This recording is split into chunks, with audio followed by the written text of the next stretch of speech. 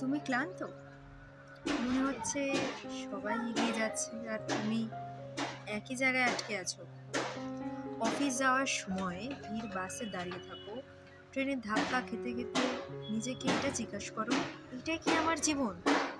কিন্তু শোনো, এই যে লড়াইটা হারানোর জন্য, এটা তোমার নিজের জীবন সুন্দর করে গড়ার জন্য।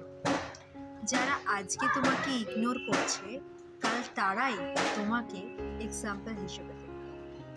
সাফল্য কোনোদিনও একদিনে আসে না, এটা আসে প্রতিদিন ছোট ছোট এফর্ট থেকে, পড়ে গিয়ে উঠে দাঁড়ানোর থেকে, চুপচাপ কষ্ট সয়েও স্বপ্নটা ধরে রাখার থেকে।